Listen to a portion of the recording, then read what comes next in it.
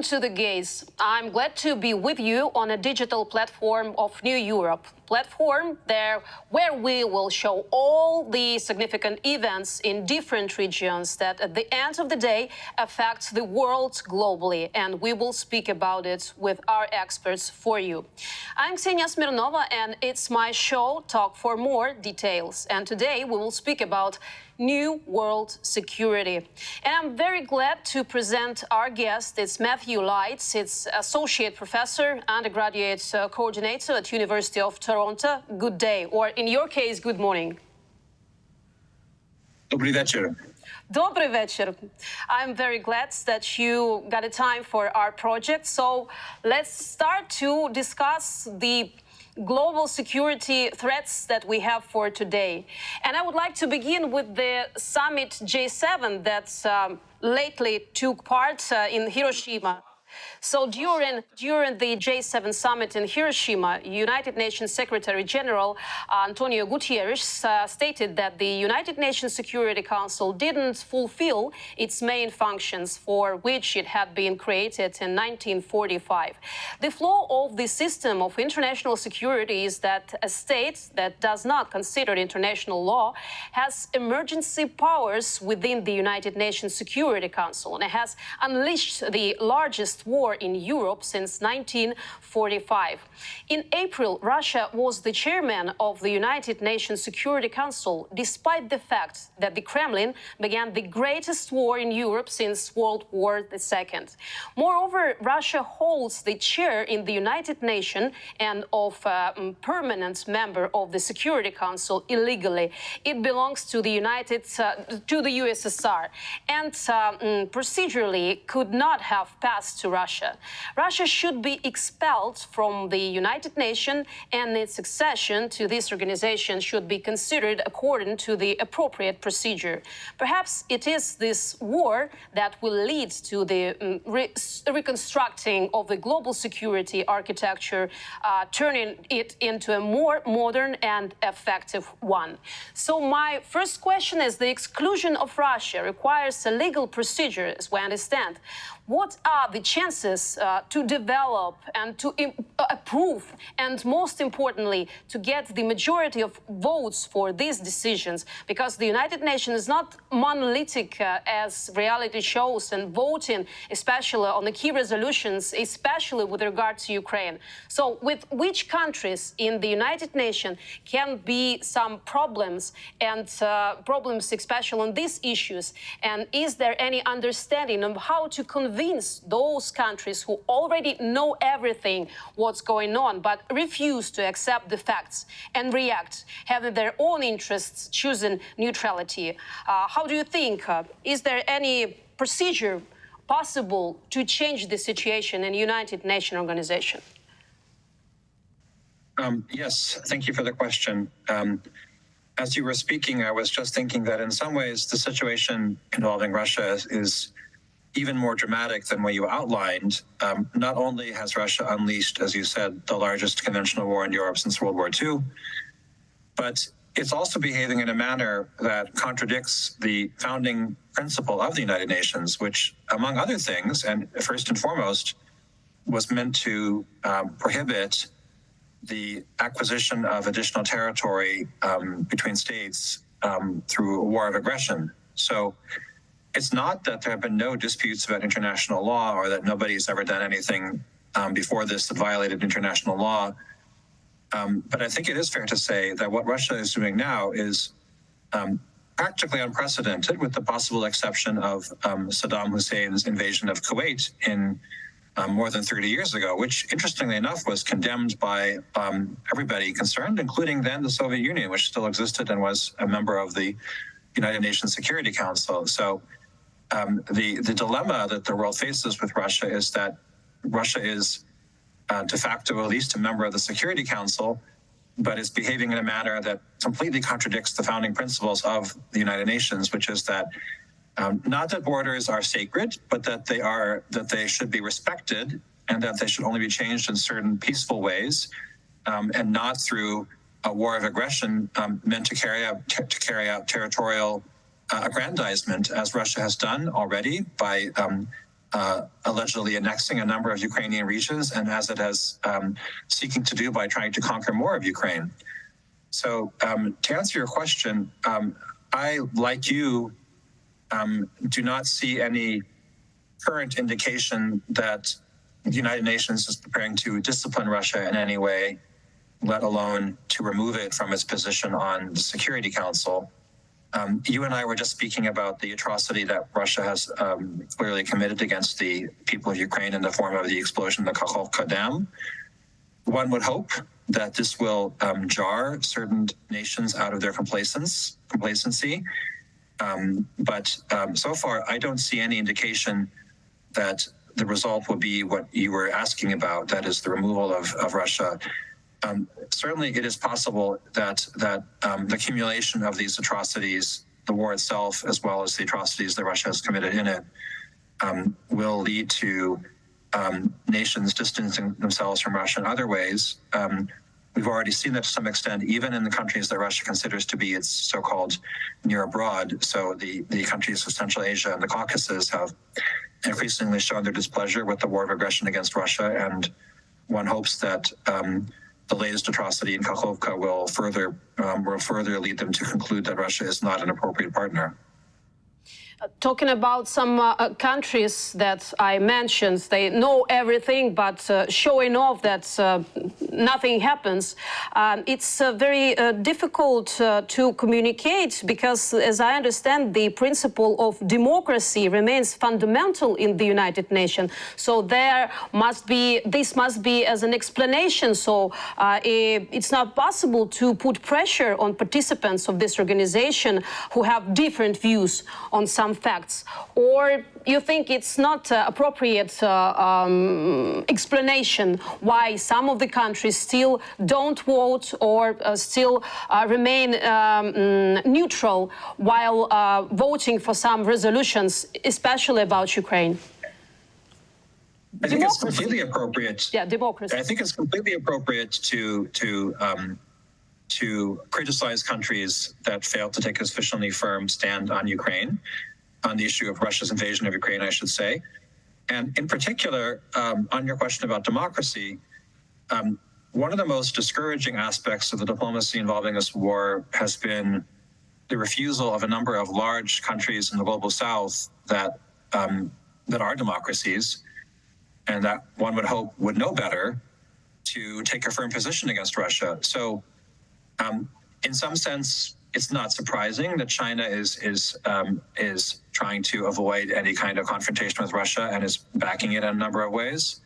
It's not surprising that Iran, a theocratic dictatorship that also has conflicts with the West, is supporting Russia. Of course, it's pardon me. It's very wrong that they're doing that, but it's in some ways more disappointing that countries such as, say, Brazil and South Africa, which are large democracies that claim to stand for certain principles in the world, including non-aggression, but also anti-colonialism, are failing to firmly condemn or at least take any steps to restrain Russia for engaging in what is clearly, I think we should call it a colonial venture. And a number of my colleagues in the social sciences have made the point that Russia's behavior is essentially attempting to turn Ukraine into a kind of colony. And to return to the point that we discussed earlier, you know, if one of the main principles of the United Nations is respect for borders and the principle of non-aggression, another is that there should not be colonialism. And yet Russia is engaged in colonialism, and countries that claim to stand against it and claim to be democracies are not taking a firm stand against it, and they should undoubtedly be criticized. I would hope that with time, as that criticism becomes more pointed, so I'm thinking about the behavior of, say, the president of Brazil, who has made some rather outrageous statements about the invasion of Ukraine, essentially being very reluctant to assign blame to Russia. Those individuals and the governments they lead should be criticized, and one hopes that the criticism will eventually sink in and lead them to reconsider their diplomatic position if it seems to be becoming disadvantageous to them. As you mentioned about these countries, I watched the analytics after the summit, what said what, and South Africa representatives were free in critical rhetoric towards the developed countries, and their obligations, they say that they're not being fulfilled for the developing countries. But are they honestly talking this way and waiting for fulfillment of the obligations from Russia? Because all that this aggression states, as Russia says or does, it's always turning to lie. So do the representatives of these countries like South Africa really believe in all the promises that Russia gives to their countries or their governments? Or they just see their own private interests and not thinking about their societies at all, as it used to be before? I think it's a great question. I would imagine that there's quite a lot of variation among the different governments concerned. I have somewhat more familiarity with, or have followed more closely, the debates within Latin American countries about their position on the Russian invasion. And my sense is that it's a combination of both of the points that you raise. So to some degree, we have to acknowledge that there are a lot of grievances against Western governments, including the United States, that have nothing to do with Ukraine or its conflict with Russia. My view of the matter is that if your country has a history of being invaded, that's a reason to empathize with Ukraine and to support Ukraine. It's not a reason to support the invader. To some extent, though, there may be a second dimension, which is purely diplomatic realpolitik, that Russia is seen as a useful counterweight, and as a result, there is a kind of reluctance to abandon it or to distance themselves from it, or even to criticize it very strongly. I think it's an open question, and maybe this is something that your question points to that should be explored further, the extent to which it's possible to influence public opinion in the countries concerned, right? So whether there are ways that Ukraine or Ukraine supporters could bring to, say, the people of Brazil, the people of Latin America, the people of South Africa, the people of India, the facts as we understand them, and the implication that they, as citizens of countries that aspire to a more just world and have some possibly legitimate criticisms of the way the world is governed, have to see Ukraine as a victim of imperialism, something that should be a country that should be protected against imperialism, if there's to be a better world for any of us. So that is how I think it could be presented to those people, the peoples of those countries.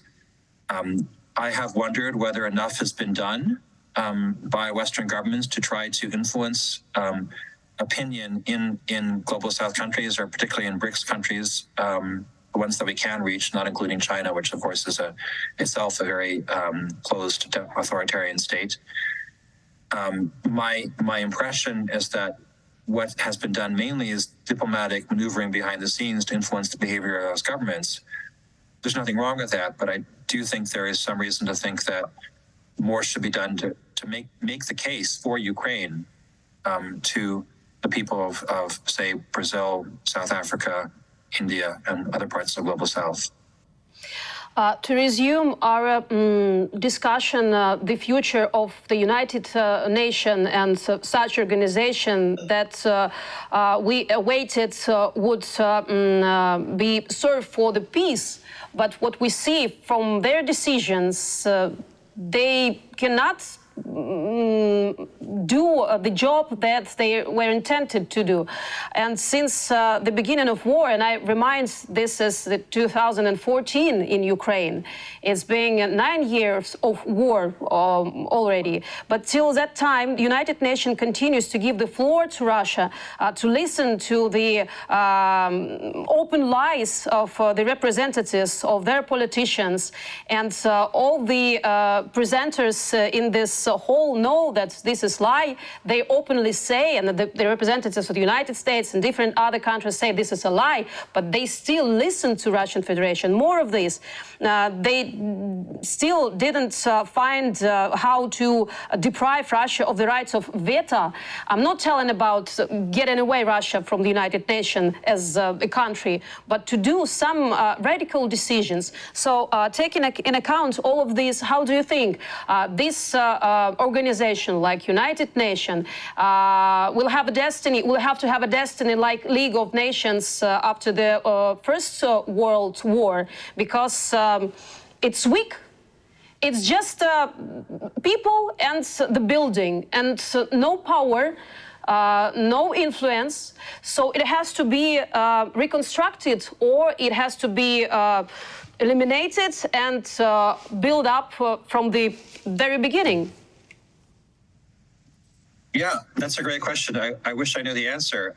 I actually, like you, see some parallels with the situation the world faced in the 1930s, in that the institutions that are supposed to guarantee world peace are simply not working and apparently can't work. It would be different if Russia and to some degree China were not embarked in the course of aggression, and in the case of China, genocide against the Uyghur people that they have embarked on. But we are where we are, and I don't know where that leaves us in terms of the future of these international institutions. I suppose the only bright spot that's worth mentioning, and that probably should be more widely known, is that the United Nations Charter and related documents and principles of international law clearly give Ukraine the right to engage in self-defense. But in fact, that's not how international law sees the situation.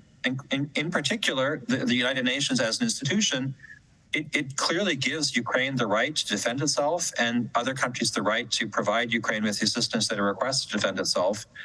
So I mention this in part because I think it is relevant to the question you asked about the future of the UN. So to the extent that the UN as an institution is not capable of restraining Russia, as appears to be the case, what we're left with is the right of individual UN members, and certainly I would argue their moral obligation, if not legal obligation, to support Ukraine in any ways they can to defend itself against Russia's war of aggression.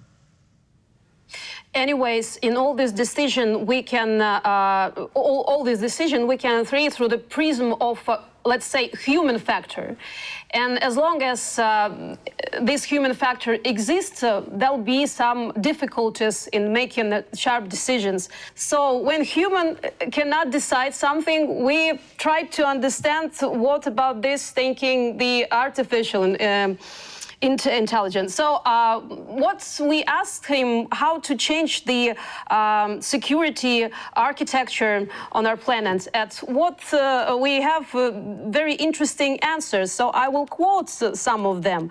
One, for example, he says about the conflict resolution mechanisms. So I'm quoting: an effective security architecture should prioritize peaceful conflict resolution mechanisms such as mediation, negotiation and diplomacy. This can help prevent conflicts from escalating and promote stability among nations. You know, it sounds to me like I'm talking to the representatives of the United Nations, actually. So the same I would say in the GPT chat. So all this mediation, negotiations and diplomacy we saw that's made Putin, the head of the state aggressor, much more powerful at the beginning of the full-scale aggression and entering the Ukraine. So maybe these people like such people like Putin understands just the word of power, or you still will agree with GPT chat that's mediation, negotiation and diplomacy. This is all the instruments we have right now. Well, I think what you have provided as example of what I tell my students, that using artificial intelligence is often not the right way to produce a persuasive argument. And the problem with what it has produced is that it's completely inapplicable to the situation that we find ourselves in relation to the Russian invasion of Ukraine, which is that Russia has shown by its behavior over many years that what it finds unacceptable is a Ukraine that is functionally independent. So it's worth mentioning, and I try to mention this to people who are not following the situation as closely as I am, that the invasion of Ukraine, which, as you said, began in 2014 with the occupation of Crimea and the aggression against eastern Ukraine, the stimulus for that had nothing to do with, say, NATO, right? It had to do with the wish of most people in Ukraine to pursue a cooperation with the European Union, which the government of the Russian Federation and the person of Vladimir Putin said was unacceptable, that Ukraine could not pursue that kind of relationship with the EU, which most of its citizens wanted and still want. And I mention this because I think what it shows is the maximalism of Russia's position on Ukraine, that Ukraine is not really an independent state. It cannot do the things that independent governments think they can do, right? That they can do as a matter of international law and that they should be able to do in practice, that go with being a sovereign state, such as negotiating preferential trade agreements, other forms of cooperation, that in this case really didn't have any military component. And what I think that speaks to in the context of the blurb that the AI system produced for you is that it's very hard to see mediations succeeding in this context. Russia has articulated or has made clear that it has a series of positions on Ukraine that involve either destroying Ukraine altogether as a state, or at least seizing a lot of Ukrainian territory and turning the rest of Ukraine into essentially a satellite, like the satellite states of Eastern Europe during the Cold War period before 1989. And the people of Ukraine rightly see that as outrageous, unacceptable, and a violation of their state's right to chart their own destiny in the world and to have a state that is, according to the principles of the United Nations, an independent and equal member of the community of nations. And that is why the sort of calls for negotiation that we see, not only from chatbots, but also from some misguided individual human beings, are really missing the point, or at least perhaps you could even say just ignoring the evidence that Russia is not amenable to this kind of negotiation right now. I think I would add, if I may, that this is also why, and perhaps in connection with the points we've been discussing earlier about the failure of the UN to restrain to restrain Russia, that why it's starting to seem to many people, including to me, that the only way to prevent Russia from continuing its now nearly a decade-long course of aggression against Ukraine is to invite Ukraine to join NATO. So I think what we've now seen in the roughly 30 years since the Soviet Union disbanded and 15 independent states emerged on its territory is that Russia does not accept the independence of its neighbors, and in any meaningful sense. It's shown that not only in relation to Ukraine, but also in relation to Georgia, a significant portion of whose territory it occupies, to Moldova, which it has dismembered, to Belarus, which it has turned into a virtual satellite. I think the guiding principle of a lot of post-Cold War diplomacy involving Europe and the United States and Russia was that somehow these states could exist independently, but not within NATO. And whatever the justification was for thinking that in the past, I'm afraid that Russia's behavior indicates very clearly that it won't accept their independence in any meaningful way. And to my mind, that suggests that those like Ukraine now and possibly others in the future that wish to join NATO should be strongly considered, and that Russia should not be able to exercise a veto. In the case of Ukraine, to me, this seems like the only way that Russia can be shown that its aggression against Ukraine is not going to produce the results that it wants, and moreover, that it could have very serious negative consequences for Russia. So I hope that the upcoming Vilnius summit of NATO will result in a path forward for Ukraine to join NATO.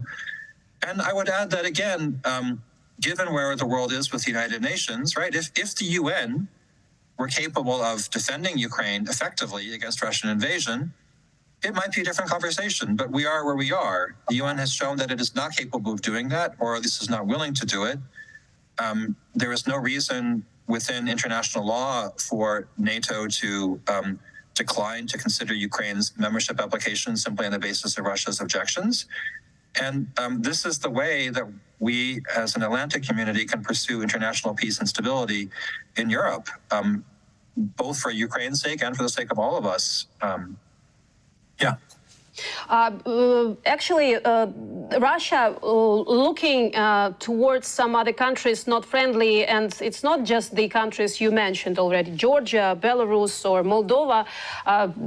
You remember that they were very aggressively talking towards the Baltic countries, even Poland, and even some countries of Western Europe, and even Great Britain, from all the propaganda channels. And it's not just the journalist, it's not a journalist, propagandist saying, it's a politician saying from this propaganda channel that's broadcasting not only in Russia, but all around the world. Thanks God, they're not much broadcasting satellites for Russia for now, but still some channels or some words reach the societies of different countries. So in this situation, with all this aggressive rhetoric towards even the countries of NATO, United Nations, just imagine that Russia do not have this veto rule. So what can United Nations, what could United Nations do towards Russia if there's no this veto Russia that it has? That's a very interesting question, and perhaps it should go to somebody who is more a specialist in international law than I am. But I think if there were no right of veto, or if Russia didn't have that right, one could imagine much stronger resolutions condemning Russia, perhaps different kinds of sanctions, such as were levied in the past against apartheid South Africa, right? So those restraints on Russia's behavior would certainly become open to discussion. Given where we are now, in some sense, I guess that's why I've been advocating for these different, what you might call workarounds, right? So for Ukraine and its friends to exercise the right of self-defense that the United Nations already guarantees, and for Ukraine to pursue and to be encouraged to pursue defensive alliances with other countries that do not violate any principles of the United Nations and that are compatible with UN membership, but that could serve to stabilize the situation in Eastern Europe, given the evident inability of the UN to do so. I would also like to address the point you raised about Russia's comments about the Baltic states. You're absolutely right. Anybody who's followed them can only be horrified by the way that Russia, Russian officials, including the former president Dmitry Medvedev, who has held a number of important posts in the Russian government since he left office as president, the way that he and others have described the Baltics' independence as not serious, not something that Russia is required to honor, right? These are independent states that high-ranking Russian officials are describing as though they are candidates to be conquered and reintegrated into Russia by force. That should be completely unacceptable. I think it makes very clear why those countries want to be in NATO and sought NATO membership, and also why it was right to admit them, because it doesn't take a lot of analysis to figure out that if the Baltic republics, Lithuania, Latvia, and Estonia, were not in NATO now, they could very easily have been targets for aggression by Russia along with, or perhaps even instead of Ukraine. And having visited Estonia in the last few years, I have been able to observe the level of alarm which Russia's aggression against Ukraine has rightly elicited. I think people in those countries understand that they are potential targets, and that it's only that the NATO security guarantee that is making it more difficult and costly and challenging for Russia to inflict the same kind of destruction against them that it's inflicting on Ukraine now. So yes, thank you for that point. So far, to ease the situation on the continent, Ukraine now trying to propose their initiatives about the peaceful formula or peace plan. So let's talk about this as part of the ongoing dialogue with allies. The head of the office of the president, Andriy Yermak, discussed with the advisor to the United States President, Jake Sullivan, Ukraine's desire to implement its peace formula as a basis for achieving sustainable peace in Europe. During the conversation, Yermak emphasized the importance of involving as many countries as possible in supporting the Ukrainian peace formula. Earlier, the White House declared its readiness to support Ukraine's diplomatic efforts to finally end the war unleashed by the Kremlin regime. I'll remind you that on November 15th, President Zelensky presented Ukraine's peace formula at the G20 summit. It consists of 10 steps to put an end to Russian aggression, restore peace, and strengthen respect for international law. 10 elements include nuclear safety, food security, energy security, release of all prisoners and deported persons, implementation of the United Nations Charter, and restoration of Ukraine's territorial integrity, full withdrawal of Russian troops and cessation of hostilities, restoration of justice, countering ecocide, preventing escalation, and ensuring that aggression does not repeat ever. So my question will be about the mechanisms. I mean, what is the mechanism for the participation of third countries in the implementation of President Zelensky peace formula? Because each of the points will be considered by these countries, these representatives, in one way or another through the prism of their interests. So how to implement the peace plan on Ukraine's terms, but taking into account the interests of third countries, especially with regard to the main issue. It's a peace negotiations with Russia on which Ukraine has its own unshakable position today. So what do you think? Is it possible to unite the interests of third countries and the position of Ukraine government, of Ukraine society, and of Ukraine president? I think it's a very worthy endeavor by the government of Ukraine to articulate its position in this matter, which I happen to think is a completely reasonable position.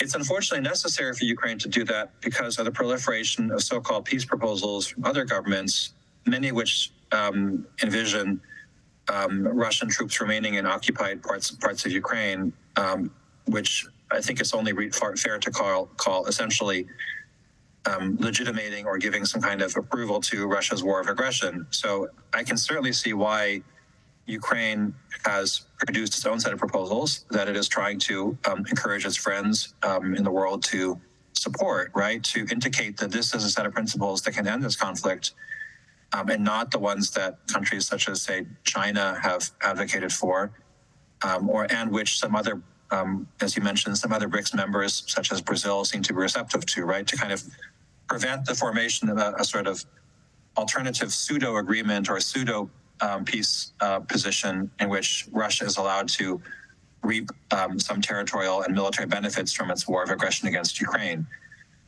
I think the question about how widespread the uptake or the agreement to these principles that Ukraine has articulated will be is exactly the right question.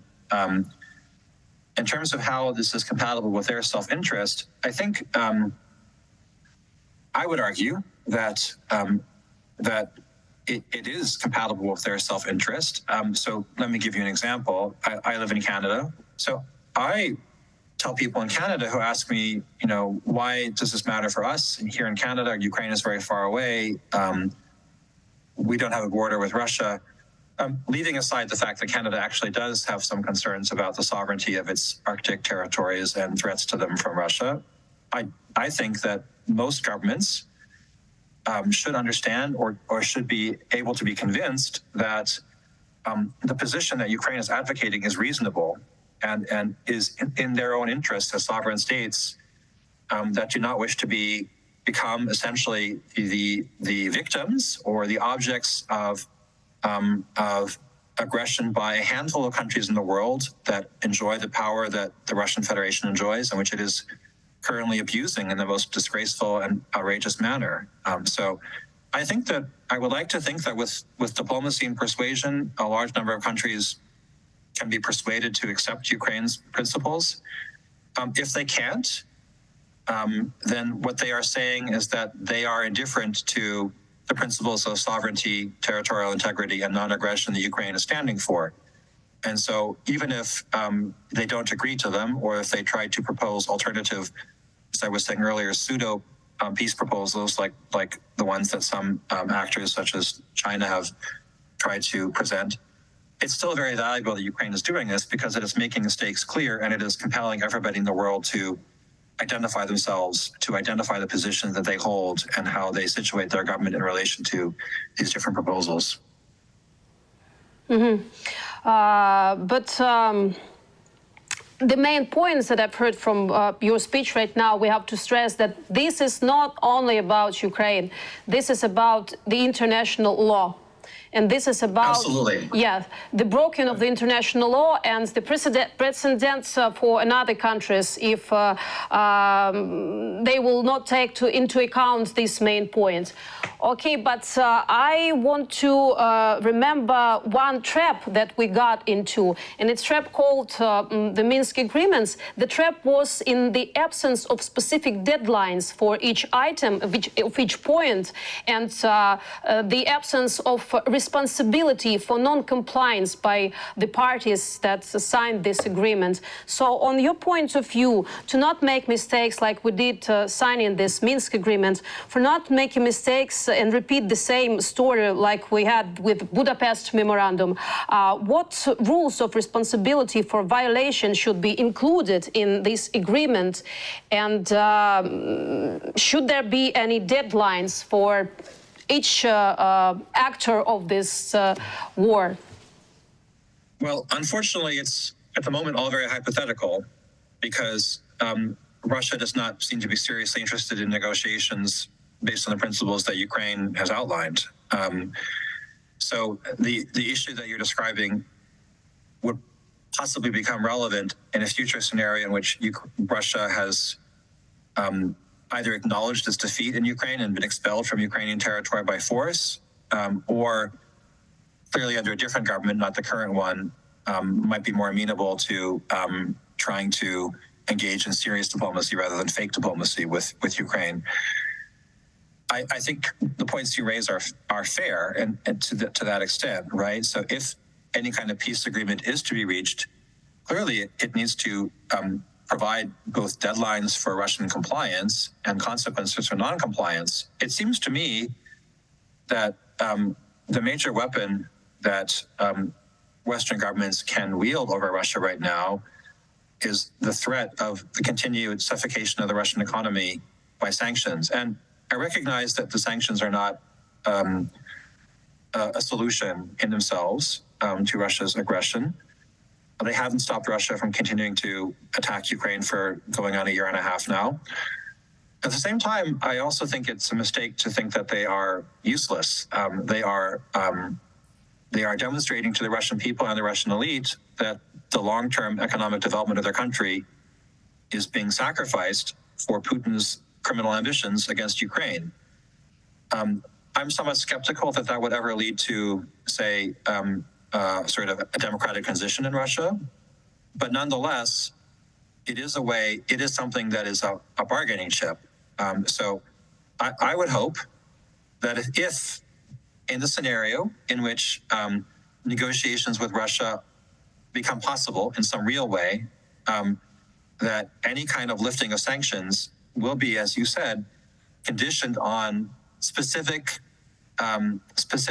fulfillment of particular obligations by Russia to meet particular deadlines in order to prevent a situation in which Russia, as you described in the case of the Budapest memorandum or in the case of Minsk, is allowed to kind of decide that it doesn't wish to comply with its undertakings and that it faces no sanctions for not doing so. As long as we're on the topic of Minsk, I think I would also add that the other significance of those agreements for the current moment is that they show the failure of trying to treat Russia as anything other than an aggressor, right? So the premise behind those agreements was that Russia was a concerned observer rather than the actual party that was controlling the war effort by its own soldiers and by people that they had selected to help them to foment a war in eastern Ukraine, not to mention the occupation of Crimea. One of the few good things about the current situation, which is a disaster for Ukraine and the world, is that I think it's very clear to everyone that the mask has been dropped and that any kind of future agreement involving Russia and Ukraine will have to recognize, right, this obvious reality that Russia is not only a party to the war, but the aggressor, right? That it, as a state, has engaged in extreme aggression against Ukraine. And by the way, it's only fair to point out that with the annexation of several new Ukrainian oblasts, in addition to Crimea, that Russia has already essentially acknowledged this, right? There is no pretense anymore that so-called Donetsk and Luhansk People's Republics are real entities. They clearly are not. And as far as Russia is concerned, they have been incorporated into the Russian Federation. Well, where does that leave us? Russia is a state that has sought to annex portions of a neighboring state, and any future agreements will have to deal with Russia as the problem rather than as some kind of guarantor or external party. To conclude or to resume this part of our conversation, I just want to ask you one short question about the peacemakers. There are a lot of countries that propose their help in peacemaking, and among them it's China, Brazil, Hungary, and even Indonesia lately. They proposed a ceasefire and went to the negotiation table, but underlines the position of President Zelensky and our government and our society in this situation. I just wanted to ask you what really of this country could be a peace negotiator or a real help in this situation to negotiate with Russia, and with which tools they can influence Russia, if there are any countries that can really help in this. Yeah, that's a great question. And I think that I have to be careful in answering because, for example, Indonesian-Russian relations are not my forte. Let me just say a few things. I mean, I think one point that we already covered is that it's very hard to see any kind of negotiations being very productive at the moment when Russia is refusing to accept sort of basic aspects of Ukraine's position, which is in accordance with international law, and is asking to keep the benefits of its aggression, so essentially to pay no penalty or to concede nothing of substance. Any kind of proposal that involves legitimating that position is really not constructive, right? So any government can say anything, but if their position is that they're presenting themselves as mediators while leaving the door open for Russia to do that, then they're really de facto helping Russia.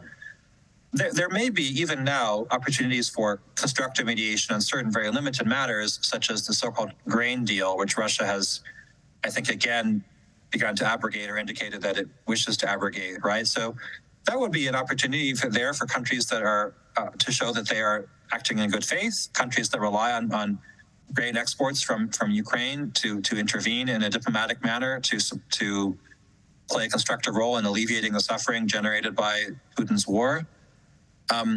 When the time comes for real negotiations, there may be also a role for countries that are distanced from the conflict, right? So one could argue that in a future situation in which Russia has been defeated on the battlefield and is wishing to negotiate about the end of sanctions, a country like Indonesia, for example, might be an appropriate sort of one appropriate mediator. But even there, I think one has to ask, I have noticed that President Zelensky and other Ukrainian officials have been very moderate in the way they respond to even very outrageous statements or behavior by, say, South African or Brazilian or Indian officials, right? They don't lash out in anger and say this is outrageous. And I understand that they are engaged in diplomacy and they wish to maintain cordial relations with these governments and try to solidify their relations with them. At the same time, you and I, as observers, it doesn't seem to me anyway that if a leader such as, say, President Lula da Silva of Brazil is presenting positions that are highly anti-Ukrainian and effectively pro-Russian, well, I don't see that a person like that or the government that he leads has an obvious role to play as a mediator. And a mediator has to be somebody who is genuinely acting from a position of goodwill toward both parties and not seeking to advantage one of the parties or to disadvantage the other one. So that would seem to be an important principle to bear in mind with all these governments, that they should not be allowed to present themselves as mediators while they're actually essentially supporting Russia. So you say we have a right to be a little more rough towards the rhetoric of such pro-Russian politicians?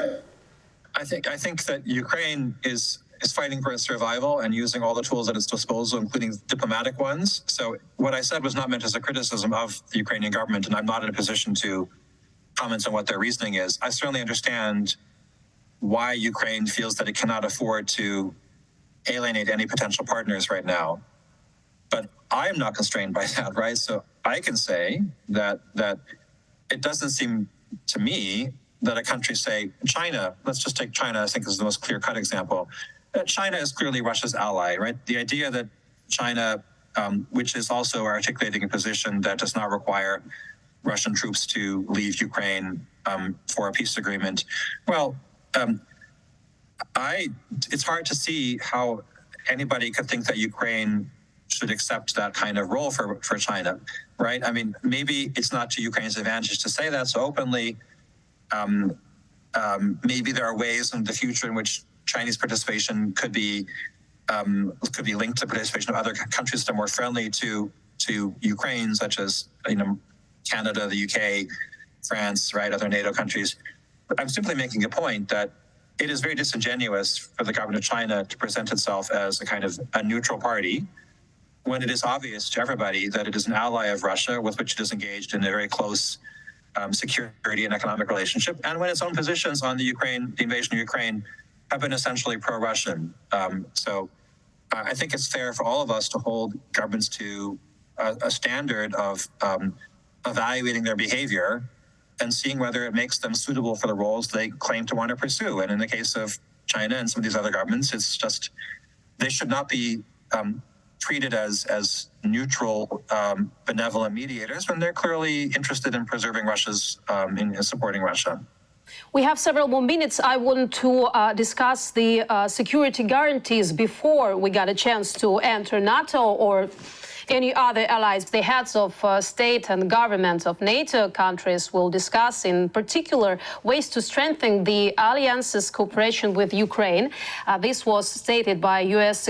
Secretary of State Antony Blinken during the briefing. He said that at the July NATO summit in Vilnus, the member states of the alliance will provide our country with material and political assistance. Regarding Ukraine, based on today's discussions, I think the first thing that can be said is that in Vilnius, when the leaders meet at the summit, we and our friends in Ukraine can count on a very powerful package of both political and financial aid, said Blinken. He reminded that all the allies support the commitments they made during the Bucharest NATO summit in 2008, when they promised Ukraine membership in the alliance. According to him, currently the main attention is paid to strengthening relations between Ukraine and NATO, as well as bringing our country to the standards of the alliance. Instead, on the eve of the North Atlantic Alliance summit in Vilnius, President Volodymyr Zelensky said that he does not see the point of participating in it if Ukraine does not receive a clear signal about its membership. He said this in an interview with the American publication, The Wall Street Journal.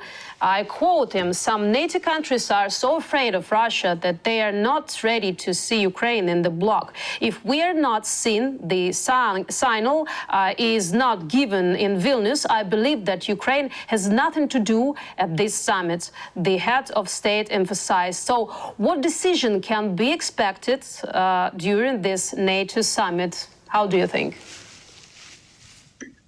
Well, I think that I can certainly see where Zelensky is coming from. As you pointed out, we've been here before. So in 2008, NATO adopted a very, one could say, wishy-washy position on the aspirations of Ukraine and other Eastern European countries that wish to join NATO, which was that they should, in principle, be able to do that in the future, but without making any kind of concrete arrangements for that to begin happening. And my understanding of the current situation, based on Zelensky's statement, is that Ukraine fears a similar kind of deferral of this issue without any kind of clear progress. I'm afraid that that he has some reasons to be concerned. So, on the one hand, we have seen some governments take a strong stand in favor of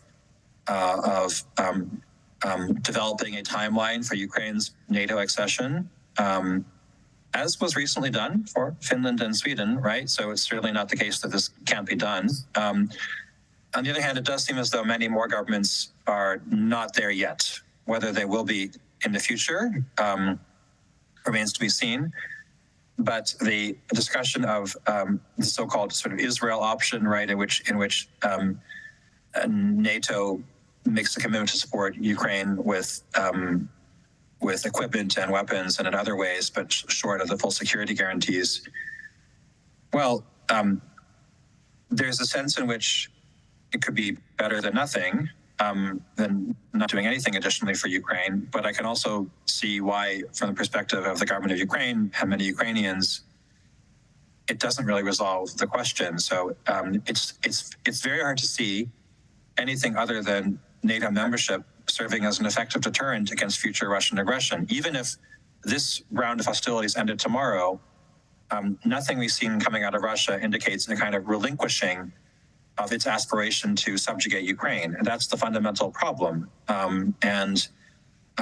Given not only the Bucharest summit and its failure to produce any kind of actual membership plan for Ukraine, and also, as you said, the fact that the Budapest memorandum under which Ukraine gave up its nuclear arsenal in exchange for security assurances failed to deter Russia, you can certainly see why a number of people, not only in the Ukrainian government, but also outside observers, have come to the conclusion that it's hard to see anything other than NATO membership as sort of ending the violent phase of this conflict. Not that Russia would become a benign actor, but at least signaling to Russia that it has to give up on its aspirations to conquer Ukraine by force.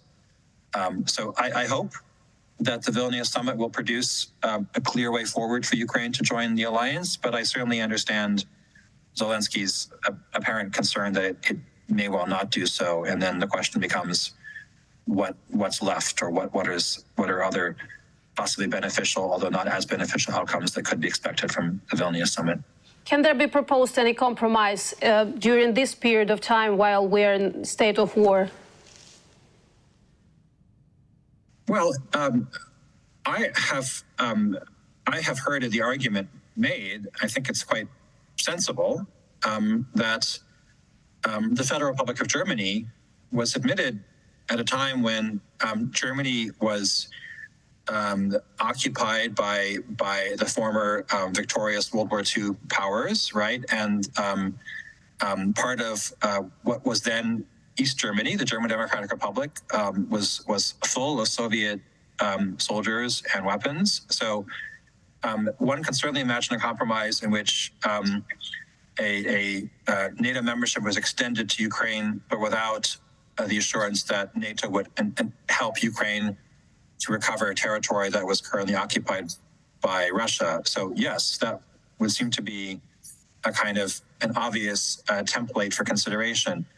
I mean, I think the experience of West Germany just shows how disingenuous the argument about the invasion of Ukraine being an obstacle to NATO membership really is, right? I mean, it's true that there was no actual hot war in Germany in 1955, or the exact year that West Germany was admitted. But nonetheless, the fact remains that one can certainly envision a scenario in which the front line is stabilized and Russia is not engaged in full-scale hostilities directed at occupying more territory.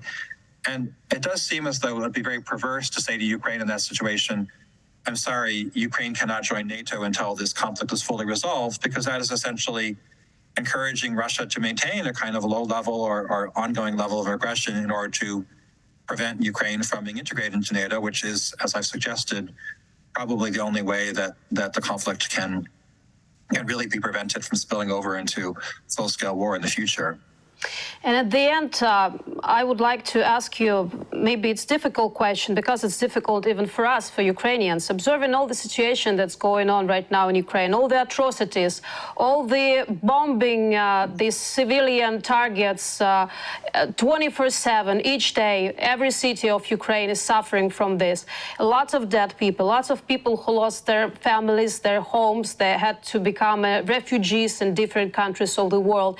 And it's still going on the second year in a row. So my question is, do you see, except for the nuclear weapon, of using nuclear weapon, are there any, as we say here in Ukraine, red lines that Putin didn't cross yet?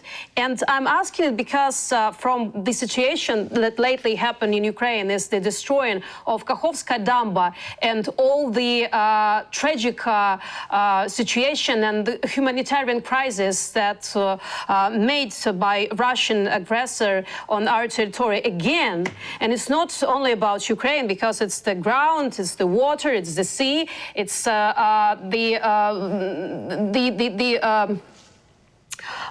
consequences that will be felt not by Ukrainian societies, but the neighboring countries.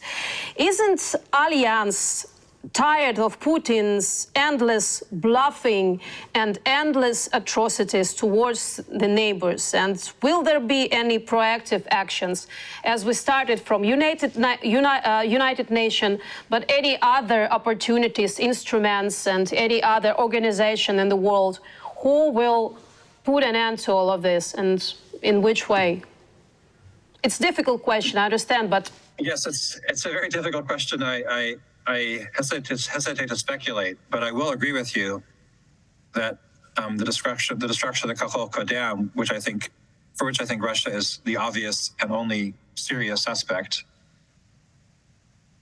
as has been pointed out, that is not only a crime against humanity, but it could be regarded as the use of a weapon of mass destruction. And I mean, on a human level, you and I were just discussing the absolute horror of the situation that is unfolding in that region, and it's very distressing for any person of goodwill to see the devastation that's inflicted on human beings, animals, the natural environment. I mean, my sympathies are with the people of Ukraine. I hope that it leads to a stronger response, because if it doesn't, then it's not clear why Putin shouldn't do that again. As has already been discussed by Russian bloggers and in the Russian media, the possibility of destroying other Ukrainian dams and causing more flooding. There must be some kind of response to make that option unappealing to Putin. Something I have wondered about recently, it's been debated already, but perhaps it should be more firmly on the table now, is considering the seizure of Russian financial assets that are under the control of Western governments, and which amount to hundreds of billions of dollars. There are debates about whether that is feasible and whether it might have serious negative consequences for those Western governments that engage in that kind of behavior. But at the same time, as I think your question says, we're in some sense in an unprecedented situation. Not only, as we discussed earlier, is a member state of the Security Council engaging in a war of conquest, which is pursuing by means that are aptly described as genocidal, but it also seems to be, if anything, ratcheting up the means of destruction that it's employing. So it's using ever more destructive methods. Before, we had the bombing of Ukrainian cities that was carried out in a very blatant manner by the Russian military, and now we have this thinly veiled ecological crime committed against the people of Ukraine, and as you said, other neighboring countries that will also be affected by it. So I certainly hope that it will lead to a firmer response, and that some options that have not been considered before, including the financial ones that I mentioned, will now be thought about very seriously. Matthew, thank you very much for the words of support, and especially thanks for the politicians and for the society of your country, of Canada, for your great support since the very beginning of the full-scale invasion during all these years. And thank you for your position, and thank you for your honest answers. Thank you. My pleasure. So thank you very much. And I want to remind our audience that we got a chance to talk to Matthew Light, who's Associate Professor and Undergraduate Coordinator of University of Toronto. And as well, I want to thank our audience to be with us during this time. I'm Ksenia Smirnova, and it's my show, Talk for More Details. Join the gays later, and thank you for your trust. See you.